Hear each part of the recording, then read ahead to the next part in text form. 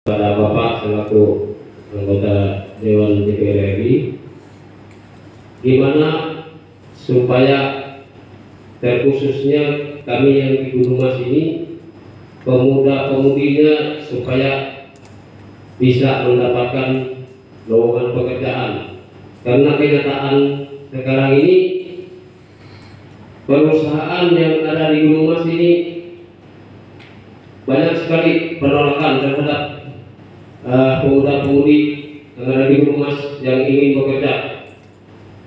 Banyak sarjana-sarjana yang nganggur di sini, Pak. Jadi itu saja, saya ucapkan terima kasih. Silakan. Julius, saya salah satu ormas yang ada di Kalimantan Tengah, yaitu Ormas Pasukan Merah Tariu Borneo Pemperada, kalau disingkat PMTBR. Di sini saya mewakili pemuda-pemudi yang ada di Gunung Mas, dan khususnya untuk masalah lowongan pekerjaan, di mana kita tahu PPS yang ada di Gunung Mas ini sangat banyak, Pak. Tetapi kenyataannya pemuda-pemudi yang ada di Gunung Mas ini banyak jadi penonton. Banyak orang dari luar yang malah mendapat peluang kerja. Jadi kami mohon kepada Bapak selaku anggota Dewan DPR RI, gimana supaya terkhususnya kami yang di Gunung Mas ini, pemuda-pemudinya supaya bisa mendapatkan lowongan pekerjaan, karena kenyataan sekarang ini perusahaan yang ada di Gunung Mas ini banyak sekali penolakan terhadap pemuda-pemudi yang ada di Gunung Mas yang ingin bekerja. Banyak sarjana-sarjana yang nganggur di sini, Pak. Jadi itu saja, saya ucapkan terima kasih. Ya, terima kasih.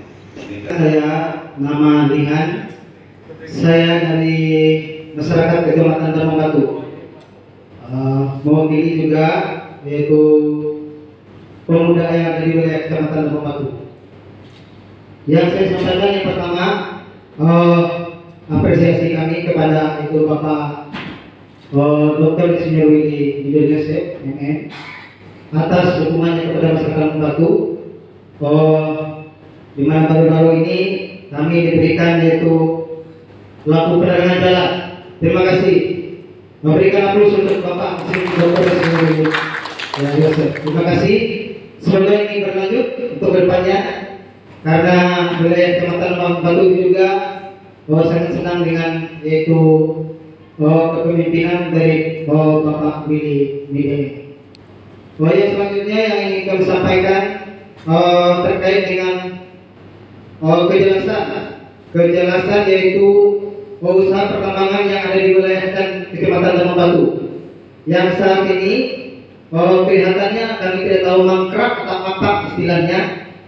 Mereka sudah pernah bekerja dan sekarang ini ada menumpuk batu bara di wilayah Kecamatan Tambang Batu, dan sepertinya tidak diatur. Nah, ini menjadi pertanyaan masyarakat Kecamatan Tambang Batu. Kalau memang tidak diperlukan lagi, ya serahkan saja untuk masyarakat untuk memanfaatkannya. Bagaimanapun masyarakat memanfaatkannya, digunakan untuk kebutuhan sendiri atau dijual, mungkin nanti bagaimana prosesnya kalau memang tidak digunakan oleh pihak perusahaan. Yang selanjutnya terkait dengan penambangan tersebut, karena menimbulkan galian yang besar, kemudian ada keinginan masyarakat sekarang ini untuk memanfaatkannya kalau memang itu sudah tidak digunakan lagi. Ada keinginan masyarakat memanfaatkannya untuk usaha budidaya ikan, Pak.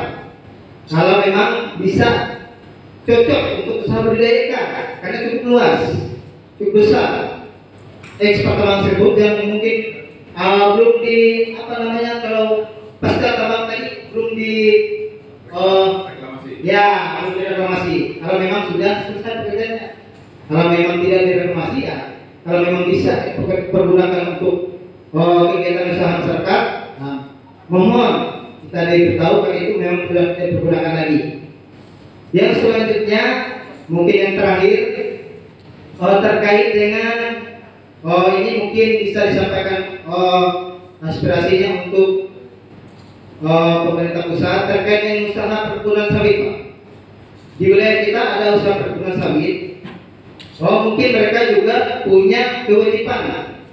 Nah, sampai sekarang ini di tempat kita, karena di daerah kita itu sangat setelah adanya sawit ini, kita agak takut-takut juga minum, Pak. Agak takut-takut juga minum.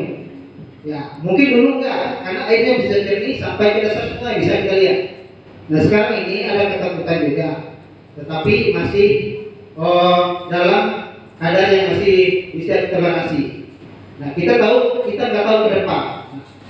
Harapan kita dengan perusahaan sawit ini karena mereka punya tanggung jawab sosial. Nah, dengan adanya kegiatan mereka di situ, sendirinya mereka kalau memang usaha mereka itu bisa membahayakan, terutama dalam air, ya bangunlah air bersih untuk kami, Pak. Nah, supaya kami tidak takut lagi minumnya. Nah, tolong dibangun air bersih untuk kami, karena di hulu sungai itu semuanya sawit. Ini yang menimbulkan ketakutan di masyarakat, tapi tidak juga sampai sangat takut sekali. Masih sekarang mereka masih berani minum dari sungai. Tapi kita tidak tahu apa yang sudah terkandung dalam sungai itu. Demikian yang dapat kami sampaikan. Selanjutnya itu mohon juga kesempatan untuk para pemuda ini mendapatkan beasiswa dari perkebunan sawit atau perkebunan usaha tambang ini, Pak. Ya, karena banyak pemuda kita, Pak, mungkin mereka lulus SMA nggak bisa kuliah lagi, atau yang sudah kuliah mungkin bisa melanjutkan ke yang berikutnya. Mohonlah berikan kesempatan untuk pemuda Dayak ini, Pak. Pemuda Dayak terutama yang di wilayah dan membantu itu banyak orang udah lupa.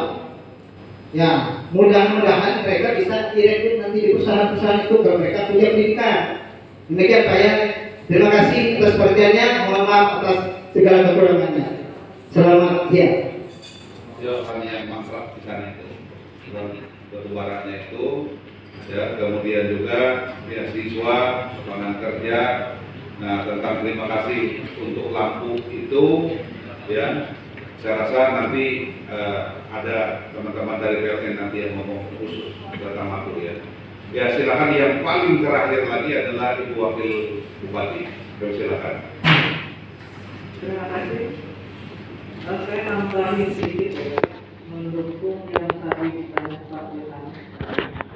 Karena terkait dengan pertambangan rakyat, ini dari dulu ada aturan-aturan, tapi belum pernah ada izin maupun WPR yang terbit.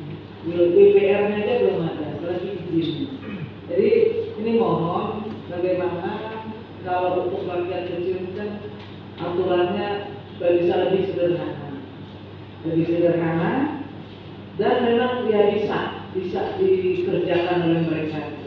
Mari kita pikirkan, kalau bisa coba kita kawal satu. Jadi usul WPR itu sudah banyak ya, saya, tapi belum pernah ada keluar kan, belum ada terbit WPR. Dan yang saya dengar juga adalah WPR itu katanya nih, ya, kok tidak ada emasnya.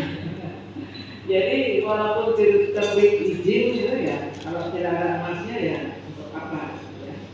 Nah, kemudian kewajiban mereka dalam pengelolaan lingkungan seperti apa?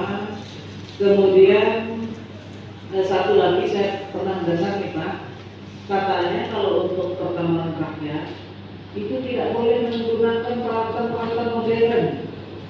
Loh, ini jadi macam apa kalau mereka hanya disuruh mendulang misalnya, ya kan? Ya kan tidak mungkin lagi gitu ya.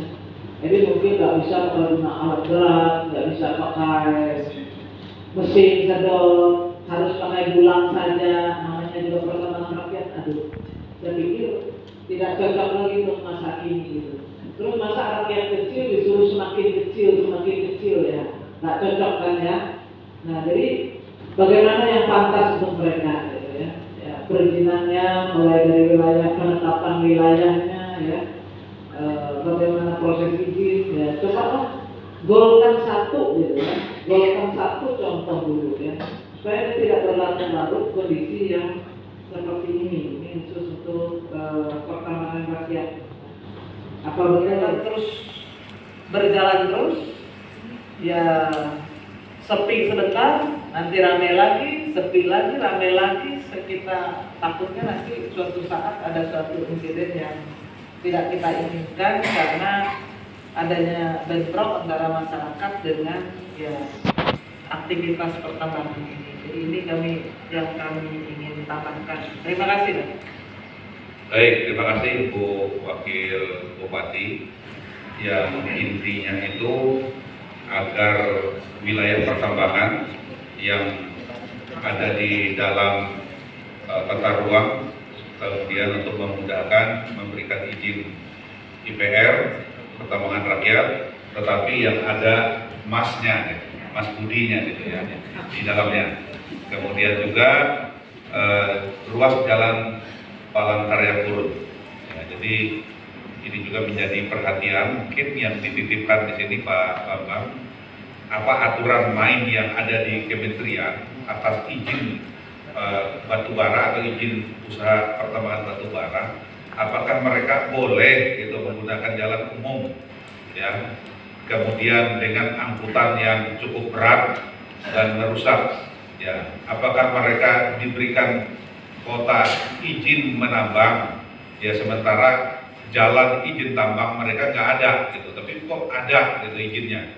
Nah, kita juga tahu bahwa ada undang-undang yang mengatur tentang jalan tambang. Jalan tambang itu tidak mudah orang masuk, Bapak Ibu. Harus ada izin. Begitu Anda masuk nyelonong aja itu sudah kena undang-undang. Ya, artinya Anda bisa diproses secara hukum gitu. Nah, yang sekarang ini justru orang-orang tambang ini lu selang modelnya seperti itu ya, bahkan ya di jalan umum dan mengganggu. Ya, saya juga terusik juga karena buat jalan ini juga jalan untuk saya pulang kampung. Ya, ke Murung Raya. Artinya mungkin dengan pertemuan hari ini kami juga meminta kepada Pak Bambang selaku Biro Hukum di Kementerian ESDM ya, untuk langsung ya memelototi ini barang, ini masalah.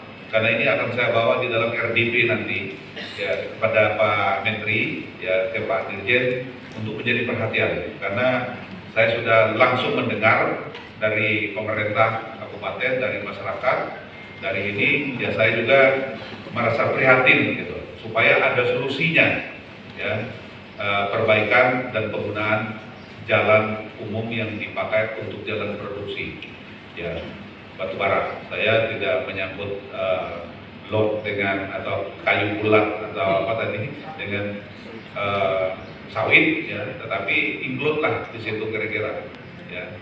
Nah, kira-kira itu Pak Bambang, karena waktu yang terbatas cukup banyak yang tadi menyampaikan aspirasi.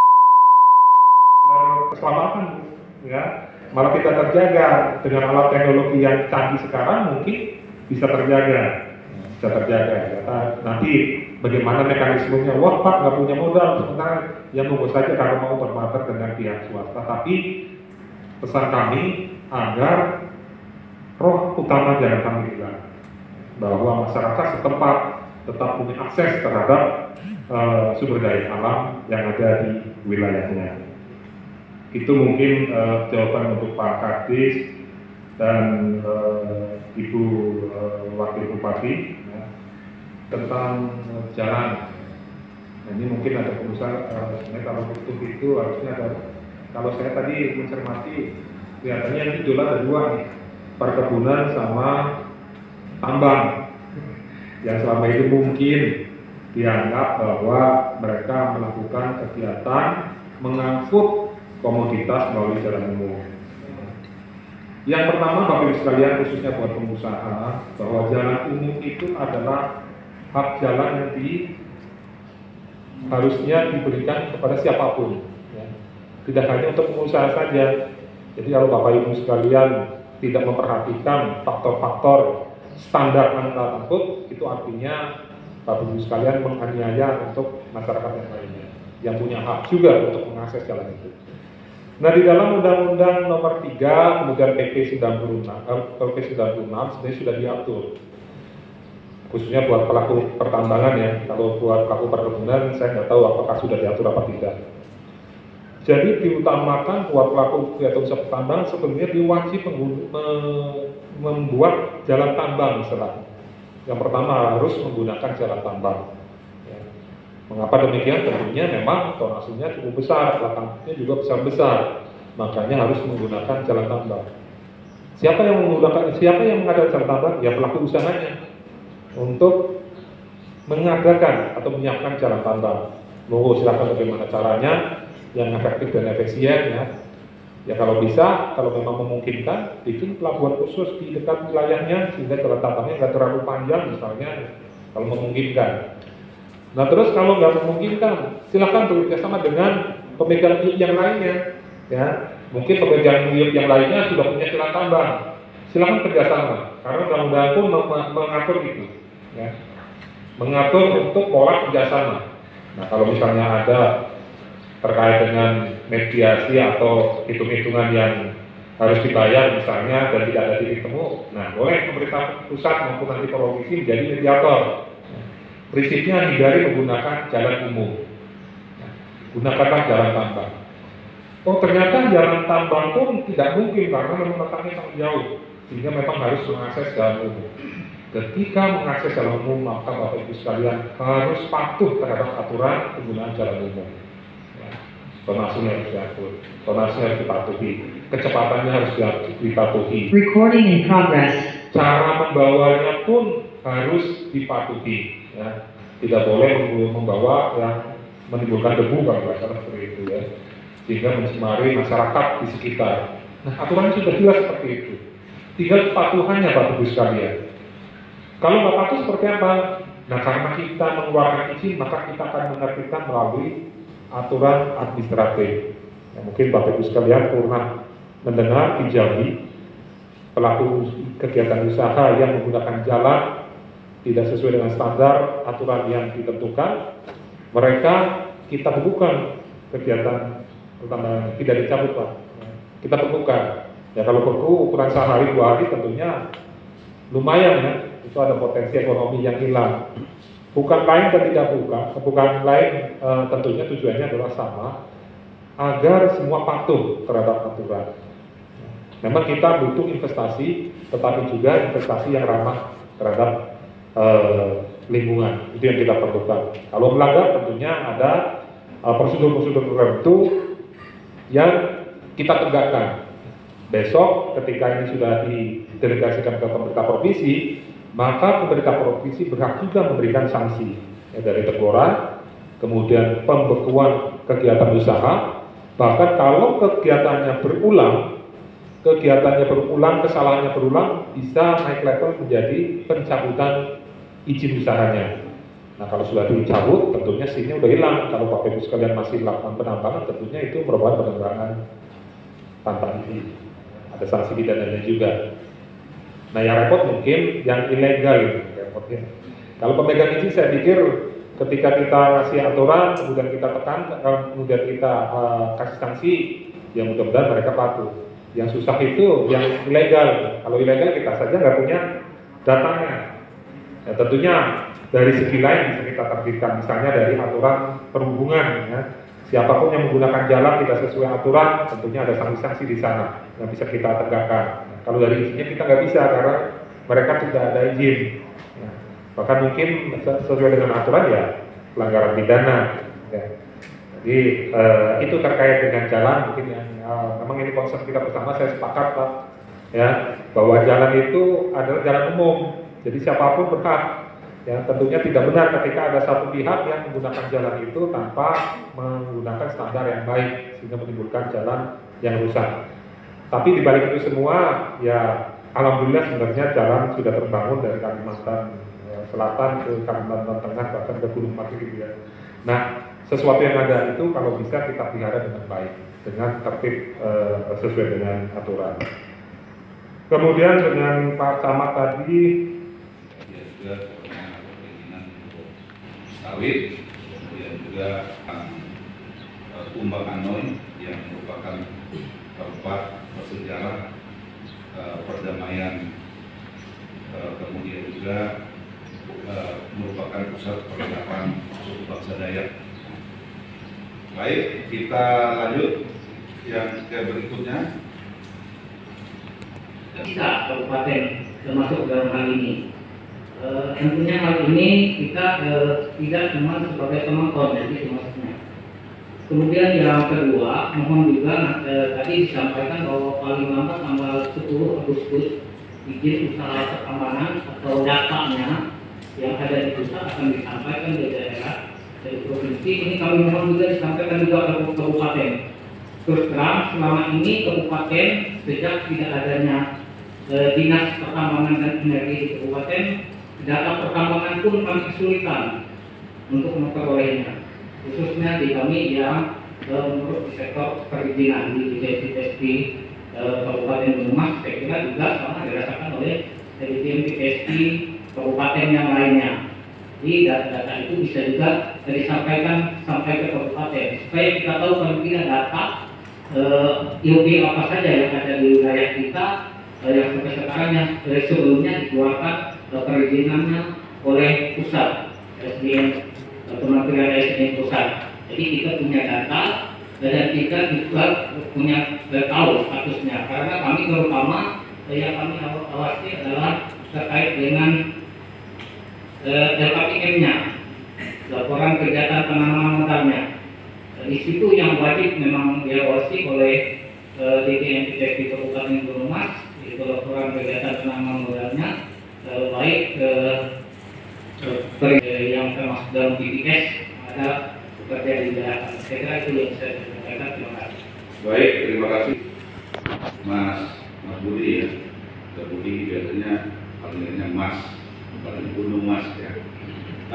Intinya bahwa Kepres 55 ini tentang pendelegasian ini dan termasuk juga batas waktu penyerahan dokumen dari pusat ke provinsi ya, tentang data-data yang berhubungan dengan izin usaha pertambangan dan lain-lainnya itu seyogianya juga diberikan kepada kabupaten kota agar daerah yang menjadi tempat atau objek daripada perizinan ini juga bisa menjadi bahan untuk monitor. Jadi kalau memang ada pengawasan, kalau bisa ada pembinaan, ya tentu menurut teman kami ini hal yang sangat normatif dan saya sendiri mendukung ini Mas Budi ya, bahwa nanti saya juga akan kejar ini kepada kementerian, kepada pusat, bahwa pendelegasian ini juga harus diberikan kepada kabupaten kota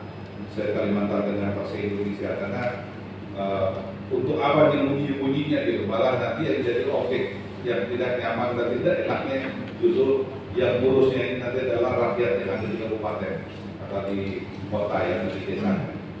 Jadi setuju. Nah, saya ingin kasih